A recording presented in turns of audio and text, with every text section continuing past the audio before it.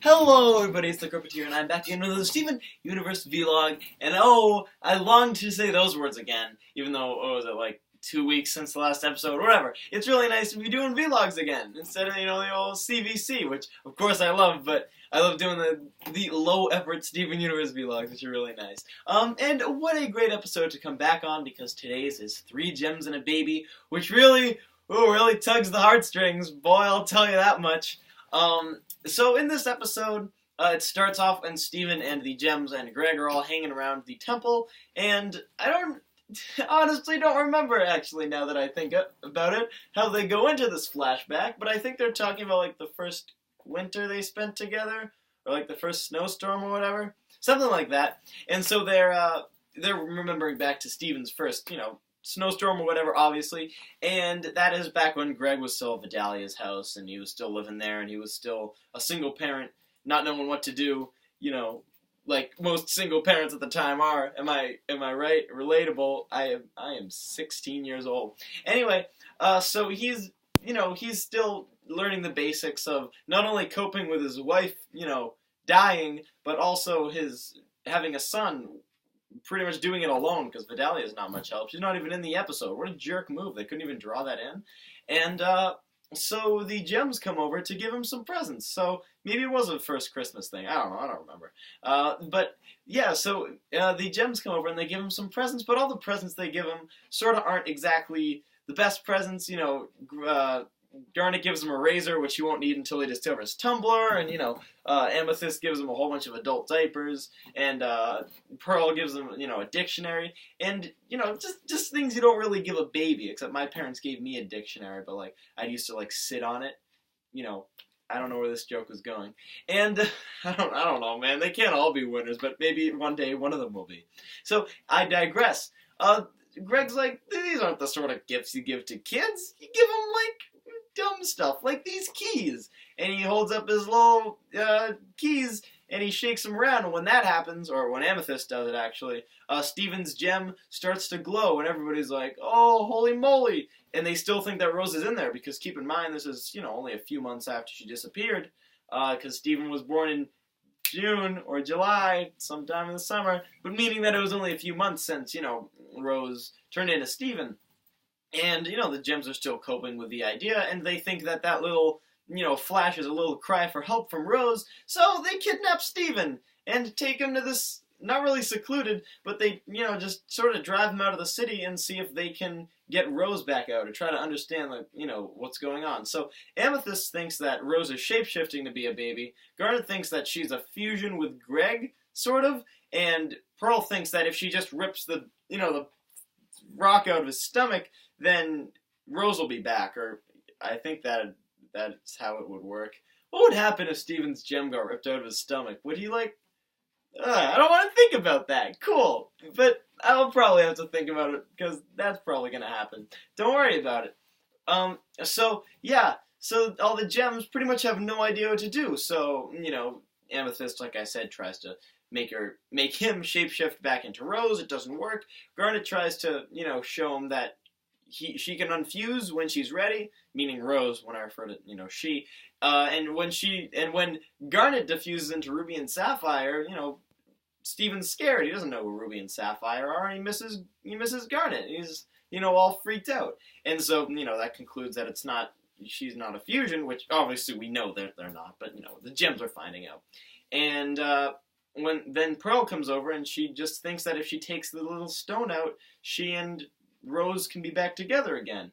And none of that really works, but meanwhile, Greg is chasing the Gems through all the way through the snow out of Beach City to get his car back, and he eventually does reach them, and when he does, he, understands everything that they're trying to go through, but he's saying that he doesn't understand what's going on with the baby, not just, why its stomach's glowing, but also how to even raise a baby at all.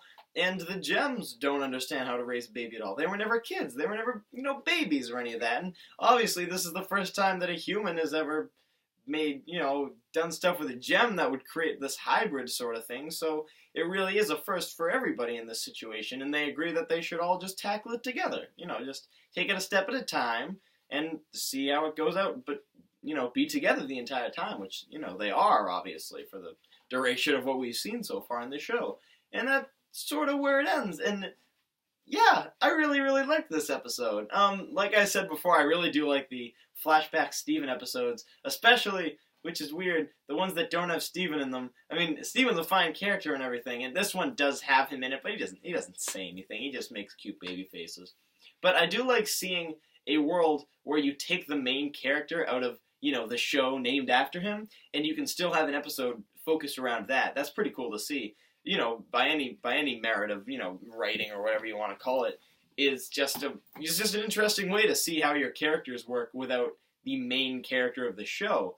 And they've done that a few times, when it's just the gems on their own mission. But this is literally before Steven could even talk or do anything. And while this obviously is focused on him because he's the main focus being the little baby, it's about the gems and it's about coping, really. This episode's about coping and trying to I wouldn't say blame, but give sense to things that you don't understand and that are new to you. All the gems want to just say that it was this. It wasn't, this isn't actually happening. She's just in a fusion, or she's just shape-shifting. But Greg wants to understand what's going on at all, and neither of them are really ever going to get the answer to that question that they want to know. Greg's not going to have, a quote-unquote normal child, and the gems aren't going to get Rose back. The overall point is the episode shows you that you have to cope when things like this happen. And I'm not saying that it's an everyday relatable subject where you're just like, dude, my wife died and gave her sentient soul into this being, and now he's my son. I mean, can a brother get a hashtag relatable up in here?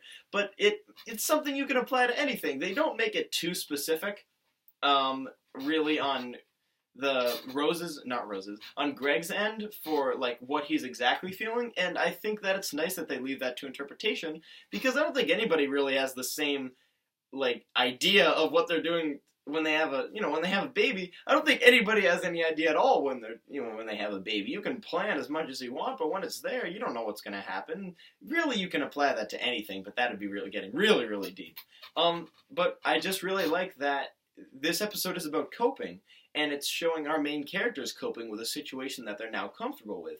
And that's even brought out at the end of the episode. I'd love to sound like this is all just flowing off my mind, which it is, but they do bring it up at the end of the episode, so I can't say that this is my deep analytical view of the episode. But yeah, Steven brings it up at the end of the episode that, gems are talking when they're with baby Steven about how, humans, people don't change or whatever. And then Steven, in present time, if you will, says that they do change, and they're different now. They're way different now. I mean, you see in the past, even in this episode, that Pearl is super duper salty to, Greg. And even at the beginning of the show, she's pretty, not on the best terms with Greg. And all the rest of the gems are sort of antsy a little bit with him. But, I mean, now they're all friends. The episode ends with them all sitting and laughing together. And it's growth. It's character growth. But it's done through coping and coping together. An event that would tear them apart. Their leader pretty much dying for this person to be born. That, yeah, I would understand how that could tear a group apart. But they cope together over this, this one person. And they change as a result of it. I mean, without Rose, they'd obviously have to adapt, but she's still there. Her ideas are still kind of there, but they're all just coping with it. And that's just a really interesting lesson that I like to hear, that, yeah, things can be tough, but if you have people, to cope with you or to help you with it, then it's not as bad, I guess. I don't know. That's what I got from it. This is getting like an episode of Renegade cut up in here. But besides that, overall, I really like the episode. That song that Greg sings at the beginning, it's really nice. Overall, it's just a really, really nice episode. It's really cute. It's really heartfelt. It's the perfect one for what is this? December 1st? Christmas time is here. What do you want me to say? It's a great episode. Go watch it. The next episode of Cartoons vs. Cancer is this Saturday, which is December 3rd, 2015. Nope, 2016. I totally know what I'm talking about. It is December 3rd, 2016, because you're probably watching this in the future and the episode's already passed by. But if you're not, it's going to be at 2 p.m. Eastern Standard Time with Mark Osborne, the director of Kung Fu Panda and The Little Prince and the original SpongeBob movie. He's super duper cool, so be there, ask him your questions. It's all to raise money for my friend with cancer. Or, yeah, see you then. Merry Christmas, except it's not Christmas yet, and I'll probably make like 5 more vlogs before Christmas comes.